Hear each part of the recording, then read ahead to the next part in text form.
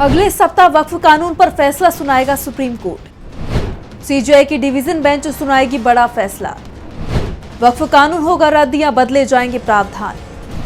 याचिकाकर्ताओं को उम्मीद पूरा कानून ही होगा रद्द। सुप्रीम कोर्ट में गर्मियों की छुट्टियां खत्म हो रही हैं और अब फैसले की घड़ी करीब आ गई है। हम बात वक्फ कानून की कर रहे हैं, जिसे लेकर सुप्रीम कोर्ट में जबरदस्त बहस हुई। 22 मई को कोर्ट में सुनवाई पूरी हो गई थी, लेकिन फैसला नहीं सुनाया गया था। इस बीच सुप्रीम कोर्ट में ग्रीष्मकालीन अवकाश शुरू हो गया, जिसके चलते मामला लटक गया।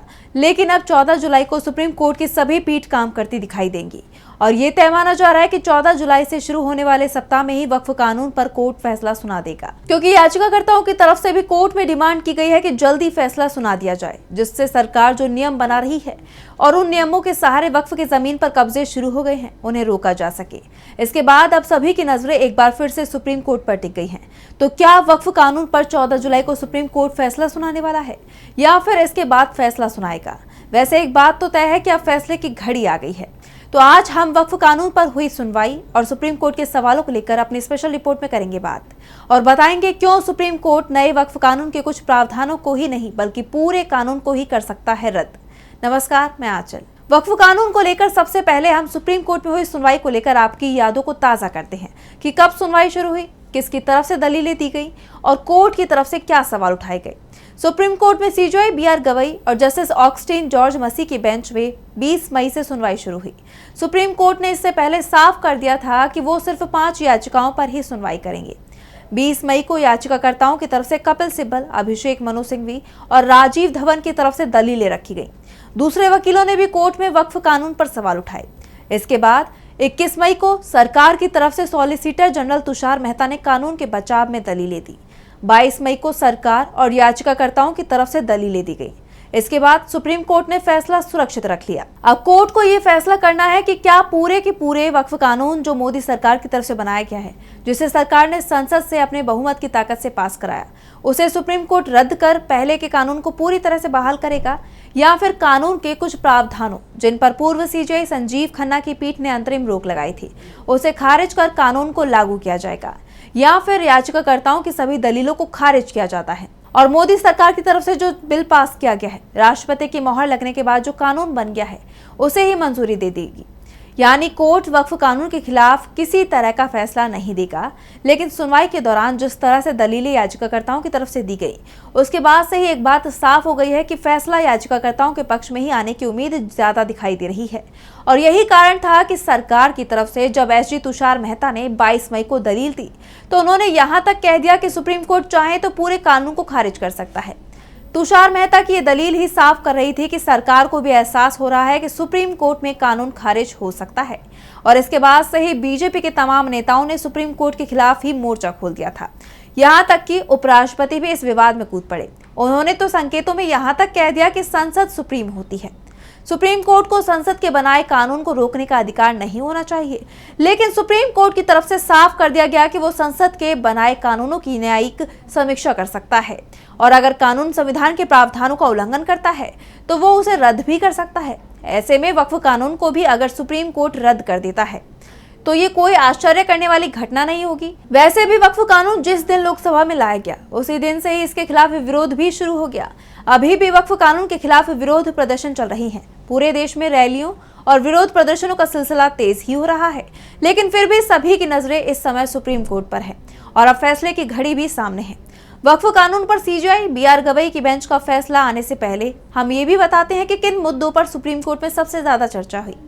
इसमें सबसे बड़ा सवाल तो यही खड़ा करने की कोशिश की गई कि क्या वक्फ इस्लाम का अभिन्न हिस्सा है। एक तरफ केंद्र सरकार की तरफ से दलील देते हुए एसजी तुषार मेहता का कहना था कि वक्फ का इस्लाम में जिक्र है, लेकिन ये इस्लाम का जरूरी हिस्सा नहीं है।